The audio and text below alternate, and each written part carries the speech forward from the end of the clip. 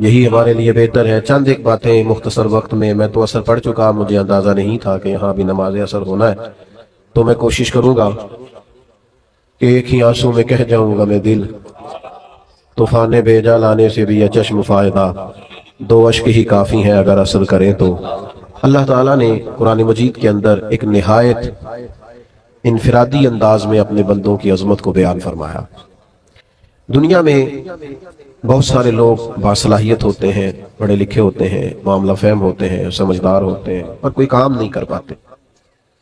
اس کی وجہ یہ ہوتی ہے کہ مزاج کے لحاظ سے بزدل ہوتے ہیں، چھوٹے چھوٹے غم پال لیتے ہیں، چھوٹی چھوٹی چیزوں سے پریشان ہو جاتے ہیں، فکری توانائی نہیں رکھتے، سامنے سے آنے والی ذرا بھی تیز ہوا کا مقابلہ نہیں کر پاتے۔ اس کا نتیجہ یہ نکلتا ہے کہ وہ بڑے باصلاحیت ہونے کے باوجود بھی زندگی میں کوئی کارہائے نمایاں سر انجام نہیں دیتے، اور غم ہونا، پریشان رہنا، یہ ظاہر ہے بہت بڑی تکلیف ہے۔ تو اللہ تعالیٰ نے قرآن مجید کے اندر ارشاد فرمایا کہ جو لوگ قرآن و سنت پر ڈٹ جاتے ہیں نا، رستہ مشکل ہے۔ جو لوگ اللہ کا نام لے کے ڈٹ جاتے ہیں، جنہیں ڈٹنا آتا ہے، جو کھڑے ہو جاتے ہیں، ان پر پھر کوئی خوف اور کوئی غم نہیں ہوتا۔ ان الذین قالوا ربنا اللہ ثم استقاموا، بے شک وہ لوگ جنہوں نے کہا اللہ ہمارا رب ہے اور پھر وہ ڈٹ گئے، فلا خوف علیہم، اللہ فرماتا ہے ان پر کوئی خوف نہیں، ولا هم یحزنون، اور نہ وہ غمگین ہوں گے۔ یاد رکھیے، سارے رستے وہ نہیں ہوتے جن پر لوگ تعریفیں کریں، کچھ راہیں وہ بھی ہوتی ہیں جو لوگوں کی وقتی طور پر سمجھ میں نہیں آتی، لوگ اس پر تنقید بھی کرتے ہیں، لوگ اپنی رائے کا اظہار بھی کرتے ہیں، بعض احباب ایسے لوگوں کو دیوانہ بھی کہتے ہیں۔ لیکن اگر آپ شریعت اسلامیہ پر ڈٹیں، اگر آپ وہ رستہ اختیار کریں جس رستے میں اللہ اور اس کے رسول صلی اللہ تعالی علیہ وسلم کے نام پر استقامت اختیار کرنی پڑے، تو یہ رستہ اگرچہ مشکل تو ہے، کیونکہ ہمارا مزاج ہوتا ہے گڈ بک میں رہنے کا، ہمارا دل کرتا ہے سارے ہمیں اچھا کہیں، یہ طبیعت ہوتی، تو اس کا نتیجہ یہ نکلتا ہے کہ ہم اپنے گھر میں بھی حق بات نہیں کہتے، ہم اپنے بچوں کے بیچ بھی سیاست کر رہے ہوتے ہیں کہ میں کسی کے سامنے برا نہ بن جاؤں۔ جہاں ہماری بات بڑی آسانی سے مانی جا سکتی ہے، وہاں بھی ہم اپنی رائے حق پر مبنی نہیں کہتے۔ اعلیٰ حضرت امام احمد رضا رحمت اللہ تعالیٰ علیہ کی فکر یہ ہے کہ ساری دنیا خفا ہوتی ہے تو ہو جائے، رب راضی رہے، رب کا رسول راضی رہے۔ اور یہ فکر بڑی تازہ دم رکھتی ہے بندے کو کہ آپ بعض اوقات آپ کو ایسا رستہ اختیار کرنا پڑتا ہے جس رستے میں تعریفیں زیادہ نہیں ہوتی۔ جس امام کا آپ عرس منا رہے ہیں اور جن امام کے کروڑوں چاہنے والے ہیں، اور جس امام پر دنیا کی بہت ساری یونیورسٹیز میں پی ایچ ڈی کے مقالہ جات لکھے جاتے ہیں، جن پر ریسرچ ہوتی ہے، جن پر تحقیق ہوتی ہے، جن کی ایک ایک کتاب کو کھولا جائے تو ایم فل اور پی ایچ ڈی کا مقالہ بن جاتا ہے، آپ حیران ہوں گے کہ ان امام کے خلاف بھی بڑی کتابیں لکھی گئی۔ انہوں نے اگر تیز چلنا تھا تو انہوں نے مخالفت کے تھپیڑے بھی برداشت کیے، لیکن ایک ذہن بنتا ہے نا انسان کا، جب وہ کسی چیز کو حق سمجھتا ہے نا تو بچہ سا ہو جاتا ہے، بچہ سا، جب وہ کسی سے پیار کرتا ہے تو بچہ سا ہو جاتا ہے، بچپنا سا آ جاتا ہے، کوئی تعریف کرے تب بھی پرواہ نہیں، کوئی تنقید کرے تب بھی پرواہ نہیں، اسی کسی دے کچھ بھی نہیں لگ دے، نہ کوئی ساڈا دردی۔ پھر مزاج اور ہو جاتا ہے، جیم جان دا کچھ وسا نہیں ہو، جان یار نو دے تے شاد ہو جا، ایسے دل دے ہیں فساد سارے، دل دلبر نو دے تے آزاد ہو جا، جے او رکھے آباد تے رو وسدا، تے جدوں کرے برباد برباد ہو جا۔ ختم ہو گئی بات۔ اعلیٰ حضرت رحمت اللہ دیکھیں نا، خطوط آ رہے ہیں، عصر کے بعد وقت ہوتا تھا خطوط کھولنے کا، خطوط پڑھنے کا، جواب لکھنے کا۔ وہ جس طرح ہم شکوہ نہیں کرتے کہ آپ نے میرا میسیج ہی نہیں سنا، آپ نے رپلائی نہیں کیا، سن لیا اور بتایا ہی کچھ نہیں۔ تو زمانہ تھا خطوط آتے تھے ڈھیروں کی تعداد، بعد نماز عصر شارح بخاری حضرت مولانا ظفر الدین بہاری رحمت اللہ علیہ ان خطوط کو کھولا کرتے، پڑھا کرتے، ان کے جواب لکھا کرتے۔ تو خط پڑھتے پڑھتے مجھے لگتا ہے موبائلوں کی زیادہ ضرورت ہے آپ کو، بھائی جان چھوڑ دیں، آپ ساری محفل کو خراب کر رہے ہیں، یہ موبائل والے بھائی کیا کرتے ہیں؟ آپ اتنے معزز لوگ ہیں، مجھے تو حضرت نے کہا تھا آپ سے تقریر کرنی ہے، میری ویڈیو چاہیے تھی تو بتا دیتے، کافی تھی، بھیج دیتے آپ کو۔ میں نے تو سوچا تھا چلو مچ بال عشق دا سیکھاں گے تے ایک دوجے نو ویکھاں گے، تو آپ بالکل بیچ میں موبائل کا شریکہ لے کے بیٹھ گئے. تو آپ تھوڑی توجہ کریں, وقت اتنا نہیں ہے کوئی آپ سے خاص مضمون بیان کیا جا سکے. ایک بات چھیڑی ہے, چلو وہ تو کر لینے دے. کیسا دستور زباں بندی ہے تیری محفل میں, بات کرنے کو ترستی ہے زباں میری. اور بھائی سنو اور یاد رکھو, حضرت مولانا ظفر الدین صاحب بہاری رحمت اللہ علیہ نے خطوط کھولے. یہ ذرا رنگ دیکھنا, یہ کیا بات ہوئی کہ ساری زندگی میٹھی میٹھی تو کھا گئے اور دو چار کڑوی آئی تو بالکل تیرا رنگ ہی بدل گیا.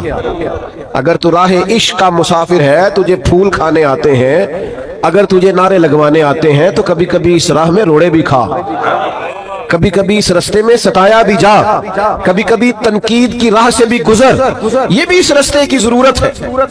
اعلیٰ حضرت رحمت اللہ علیہ کے شاگرد اور خلیفہ خطوط پڑھ رہے ہیں, تو خط کھولا تو خط میں گالیاں لکھی تھی. میرے امام کو برا بھلا کہا تھا, طنز کیا تھا, تنقید کی تھی. کسی نے اپنے دل کی بھڑاس کھول کے نکالی. تو عقیدت مند تھے نا حضرت, حضرت تڑپ اٹھے اور کہا آج ہی مقدمہ کروں گا اس کے خلاف. لیکن اللہ کے بندوں کی ایک شان ہوتی ہے, وَلَا يَخَافُونَ لَوْمَةَ لَائِمٍ, وہ کسی ملامت کرنے والے کی ملامت کی پرواہ راہ خدا میں نہیں کرتے. اعلیٰ حضرت رحمت اللہ علیہ نے فرمایا یہ مجھے گالیاں دی ہیں تو ان پر مقدمہ کرو گے؟ اور اس کی حضور ہاں. فرمایا الماری سے کچھ اور خطوط اٹھا کے لاؤ نا. تو باقی بھی لائے, تو فرمایا یہ بھی پڑھو. تو کسی نے لکھا تھا امام اہل سنت, کسی نے لکھا تھا مجدد میت حاضرہ, مؤید ملت طاہرہ, صاحب حجت القاہرہ. کسی نے کچھ تو کسی نے کچھ. اعلیٰ حضرت مسکرائے, فرمایا یہ جنہوں نے تعریفیں کی ہیں پہلے جائیدادیں بانٹو نا ان کو, تو پھر مقدمے کر لینا. فرمایا شکر کرو, شکر کرو, ان کا وطیرہ ہے محبوب کے لیے معاذ اللہ کمزور جملے لکھنا. جب تک مجھے برا بھلا کہہ رہے ہیں, محبوب کی طرف سے تو رکے ہوئے ہیں. ہم تو ڈھال ہیں اس راہ.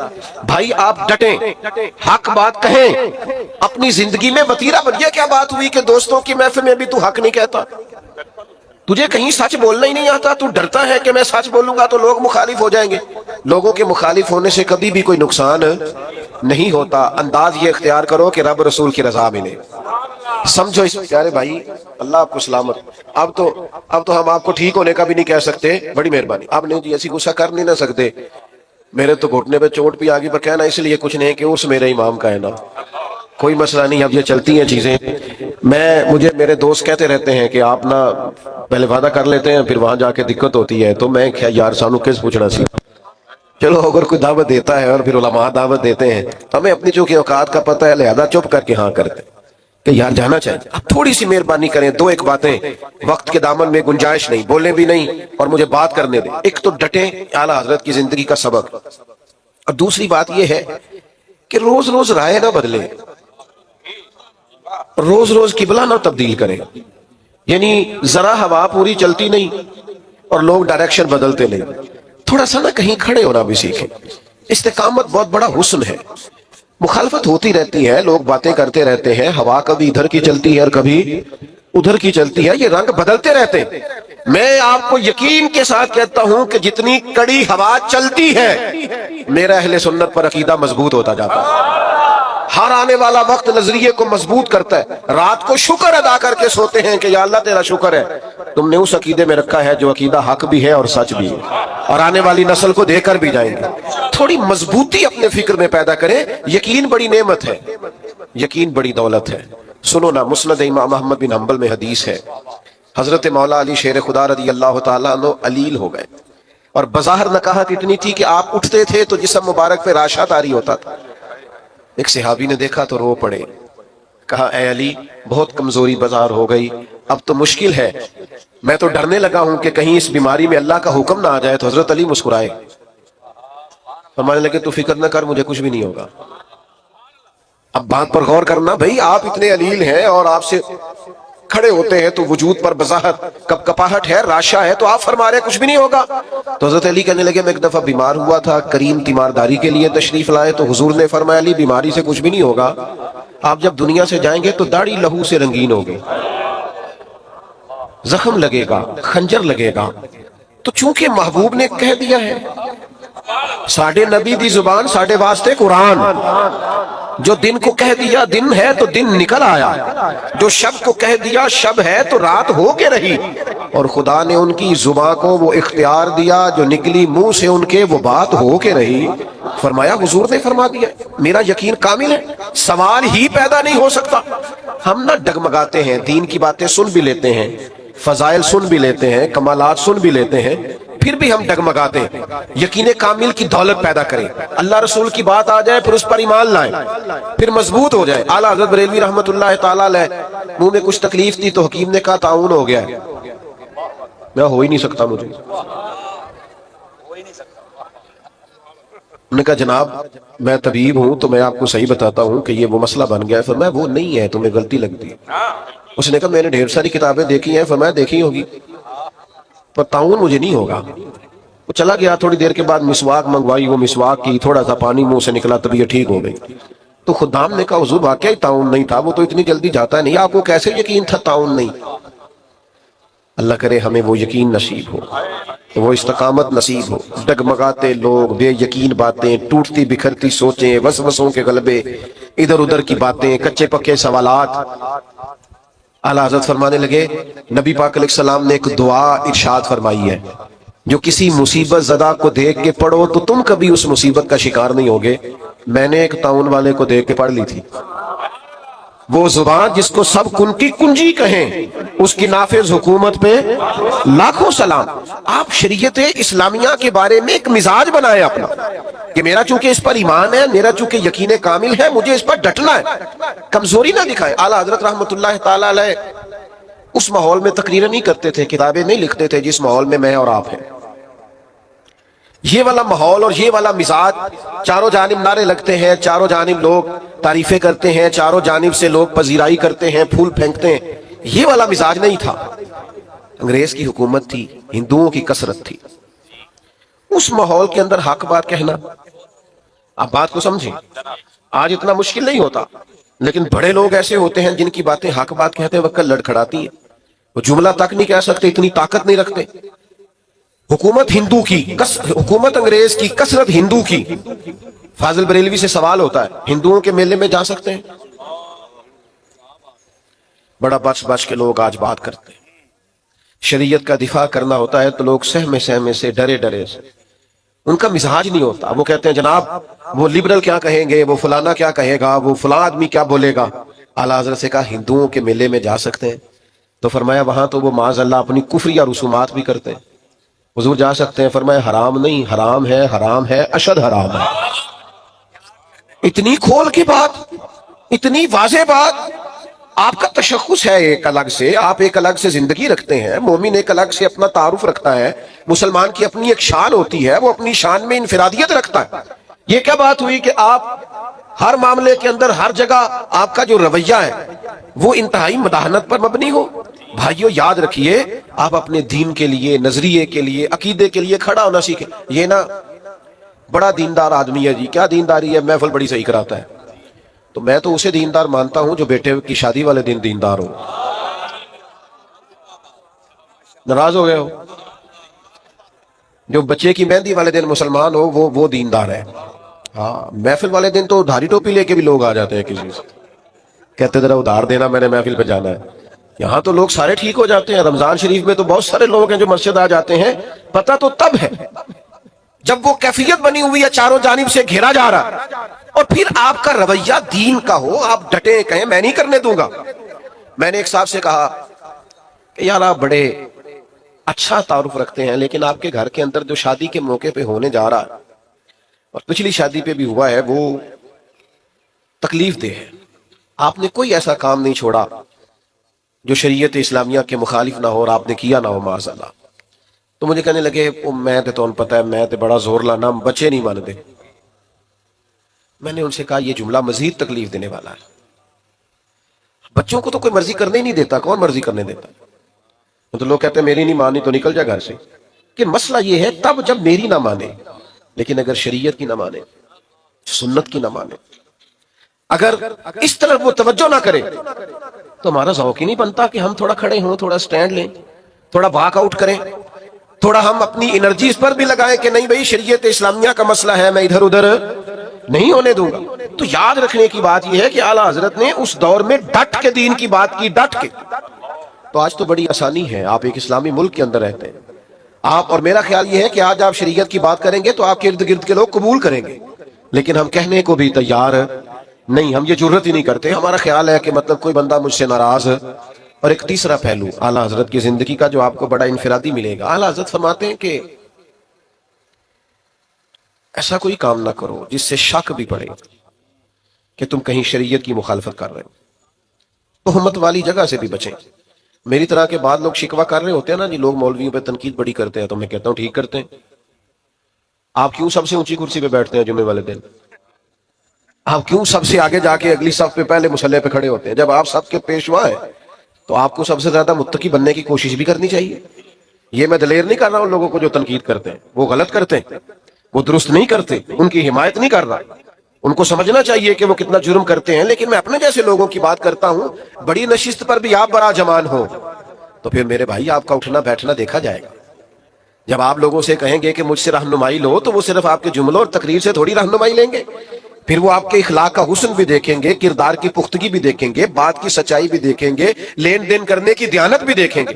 یہ کیسے ہو سکتا ہے کہ لوگ آپ کو پرکھیں نہ، جو اپنی ساری عقیدتیں آپ پہ نشاور کر رہے ہیں وہ دیکھیں گے سارا کچھ. اور دیکھنا چاہیے، حرج کیا ہے؟ سمجھو بات کو. ہاں، کرنے والے کا انداز تنقید برائے تنقید کا نہ ہو، بات کرنے کا انداز برائے اصلاح ہو. شک والی جگہ سے بھی بچا جائے. نبی کریم علیہ السلام گزر رہے ہیں تو آپ کی ایک پاکیزہ زوجہ حضور کے ساتھ ہے. ازواج مطہرات کی پاکیزہ ہستیوں میں سے ایک پاکیزہ ہستی آپ کے ساتھ. حضرت عمر کھڑے ہیں، کچھ اور لوگ بھی کھڑے ہیں. محبوب اپنی اہلیہ کو، زوجہ پاک کو گھر چھوڑ کے اور واپس آ کے کہا میرے ساتھ میری اہلیہ تھی. تو حضرت عمر نے عرض کی یا رسول اللہ میری ماں مجھے روئے. حضور یہ کیا بات ہوئی، آپ نے کیوں آ کے وضاحت دی؟ فرمایا بس عمر میں بتانا چاہتا تھا کہ میں نے نکاح کیا ہے، میری اہلیہ. آپ لوگوں کو ان جگہوں سے بچائیں گے جہاں شک پیدا ہو سکتا ہے. ہمارے ہاں نا آج دیندار طبقہ، بزرگ طبقہ، والد کہلانے والا طبقہ، استاد کہلانے والا طبقہ جب غیر محتاط ہوتا ہے تو پھر مشکلات پیدا ہوتی، پھر تکلف پیدا ہوتا ہے. آپ والد ہیں، اب آپ کی ذمہ داری بڑھ گئی. آپ استاد ہیں، اب آپ کی ڈیوٹی بڑھ گئی. آپ امام ہیں، آپ خطیب ہیں، آپ بزرگ ہیں، آپ مقتدی ہیں، اب آپ کی ڈیوٹی بڑھ گئی.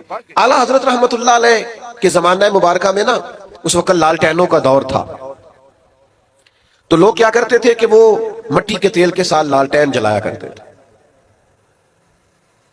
تو مسجد میں مٹی کا تیل چونکہ بدبو آتی ہے، جائز نہیں. ایک صاحب بڑی دور سے ارنڈی کا تیل لائے، اس سے خوشبو آتی. وہ مسجد میں جلانا درست ہے، وہ جائز ہے. یہ زیادہ غور کریں جو بزرگ کہلاتے ہیں، جو کہتے ہیں میں بڑا ہوں.